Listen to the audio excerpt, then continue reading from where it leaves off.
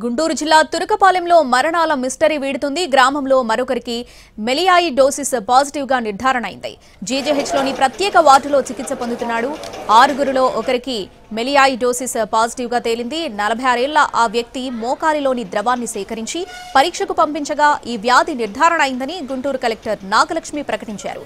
ప్రస్తుతం ఆయన ఆరోగ్యం నిలకడగా ఉంటున్నారు. మరో పరీక్ష కోసం ఎడమ మోకాలికి ఎంఆర్ఐ స్కానింగ్ చేసినట్లు చెప్పారు. ప్రైవేట్ ఆసుపత్రిలో చికిత్స పొందుతూ ఇప్పటికే పాజిటివ్ గా తేలిన మరొక రోగి ఆరోగ్య పరిస్థితి కూడా నిలకడగా ఉందని అధికారులు తెలిపారు.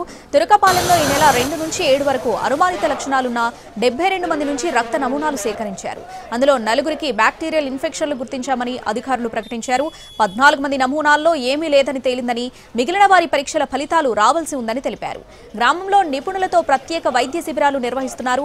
పారిశుద్ధ్య కార్యక్రమాలు చేపట్టారు. వీధులను, పరిసరాలను 68 నీటి ట్యాంకులను శుభ్రపరిచారు. ఇంటింటికి ఆహారం, సురక్షిత జలాలు అందించారు.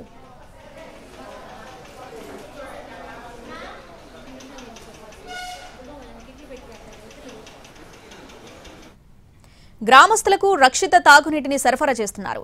ఎన్సీడీ సర్వేలో భాగంగా 41 అంశాలపై ఇంటింటికి వెళ్లి ఆరోగ్య పరిస్థితిని వాకబు చేస్తున్నారు. ఆదివారం నాటికి 1364 మంది నుంచి రక్త నమూనాలు సేకరించి పరీక్షలకు పంపారు. కేంద్ర వైద్య ఆరోగ్య శాఖకు చెందిన ఐఏఎస్ అధికారి ఆధ్వర్యంలో ఐసీఎంఆర్ నుంచి నిపుణుల బృందం గ్రామాన్ని సందర్శించనుంది. ఎయిమ్స్ వైద్య బృందంతో పాటు గుంటూరు ప్రభుత్వ వైద్య కళాశాల ప్రిన్సిపల్, జీజీహెచ్ సూపరింటెండెంట్, వైద్య ఆరోగ్య శాఖ ఉన్నతాధికారులతో కోర్ టీం ఏర్పాటు చేశారు.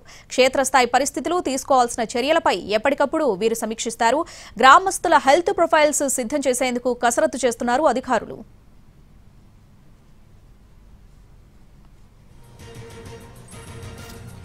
ప్రస్తుతం తురకపాలెంలో అంతుబట్టని మరణాలపై నెలకొన్న మిస్టరీ వీడుతుంది. ఈ మరణాలకు ప్రధానంగా మెలియాయిడోసిస్ కారణమని వైద్య వర్గాలు మొదటి నుంచి అనుమానిస్తున్నాయి.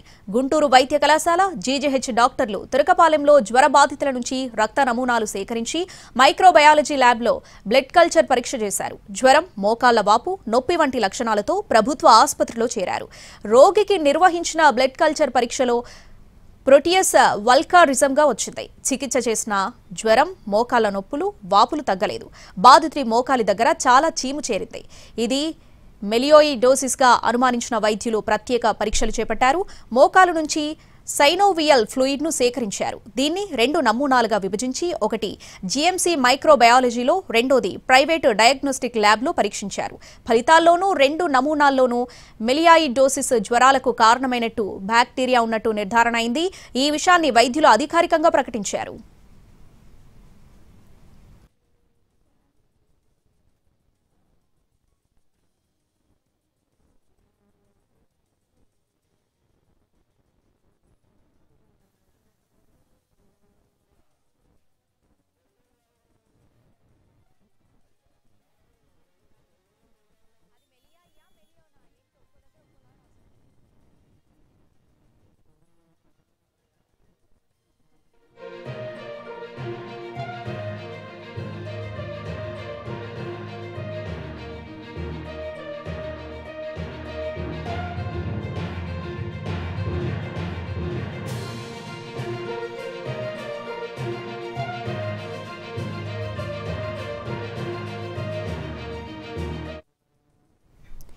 అయితే తురకపాలెంలో మెలియాయిడోసిస్ కేసులున్నా ఆ ప్రభావంతో మృతి చెందింది ఒక్కరేనని జిల్లా వైద్యాధికారులు తేల్చారు.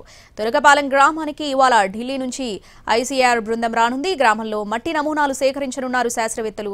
Indian council of agriculture research సైంటిస్టులు వరుస మరణాల గుట్టు తేల్చే పనిలో పడ్డారు.